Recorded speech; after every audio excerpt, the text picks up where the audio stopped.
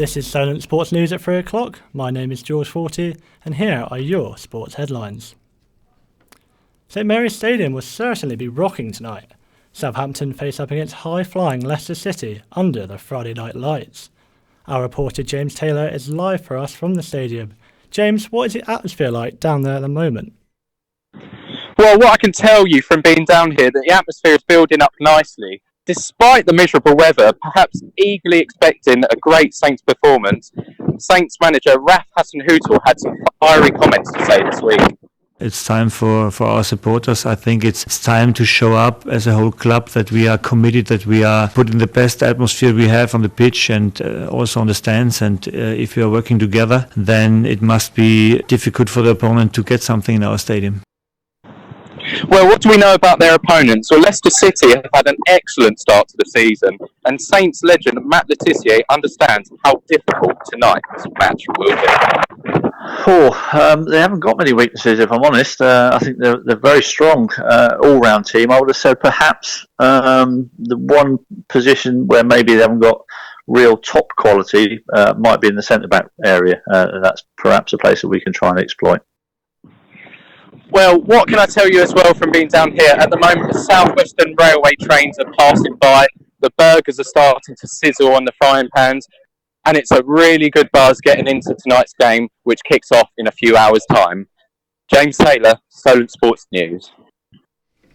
Thank you very much for that, James. Now, into other football news, and it's been a fantastic evening for the English sides in Europa League last night, with Man United, Wolves and Arsenal all recording victories to maintain their impressive starts to the group stages. Arsenal fans will be particularly pleased with summer signing Nicolas Pepe's stellar performance as he came off the bench to score 2 decisive goals. His display certainly caught the eye of Arsenal manager Unai Emery. I think the 2 goals from Pepe was perfect, and finished winning this match. I think we deserved to win, but really we didn't play well. And on to rugby news, and England are 80 minutes away from a World Cup final.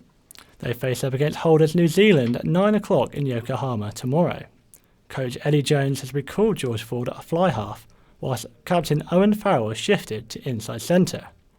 Jones believes his squad have done all they can to prepare for victory.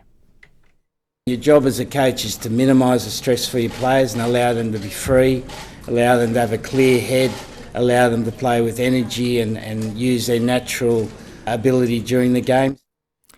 And on to tennis now, and Stan Wawrinka has withdrawn from his Swiss indoors quarter-final match against Roger Federer. The 34-year-old 7th seed lost to Andy Murray in last week's European Open final. He progressed onto this match with Roger Federer after beating Francis Tiafoe in the previous round. However, an hour after his win against the American, he announced his withdrawal from the competition. Boxing now, and Derek Chisora has confirmed Steve Braunton as his new trainer ahead of the weekend's big domestic fight with David Price. The British heavyweight will face up against David in the fight at the O2 on Saturday night. Chisora's new trainer has a wealth of experience, having previously worked with Carl Frampton and David Hay. In golf, and Tiger Woods has hit the lowest opening round of his career to take a share of the lead at the first PGA Tour golf event in Japan. He is tied with fellow American Gary Woodland on 6 under par, 1 shot clear of the rest of the field. Woods says things are starting to go his way after a difficult start.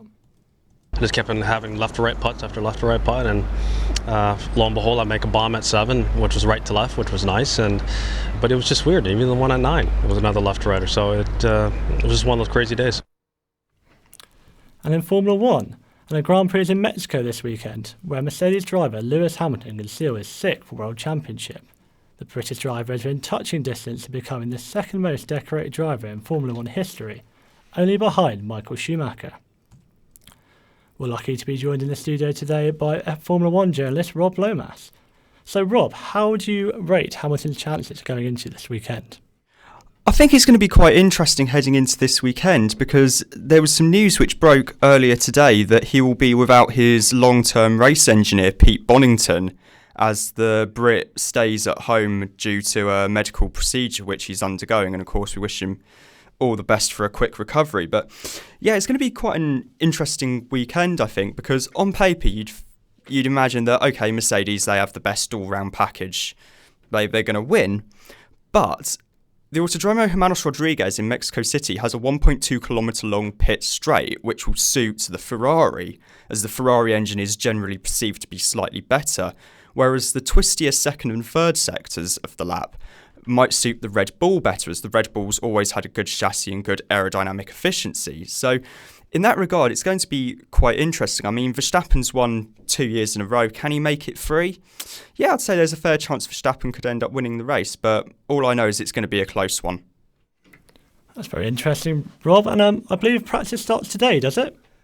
Yeah, the first practice session starts later today. It's currently just gone 10 o'clock in the morning local time in Mexico City, I believe, as they're on a 5-hour time difference behind us here in the UK. So yeah, hopefully if practice hasn't got underway already, then it should be getting underway within the next hour or so. There's 2 practice sessions today, one tomorrow before qualifying, and then the race on Sunday.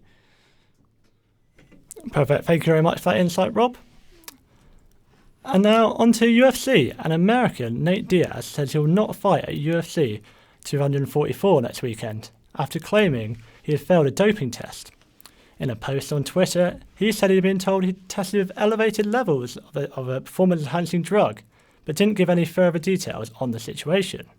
The 34-year-old is scheduled to fight George Max Vidal on the 2nd of November in New York.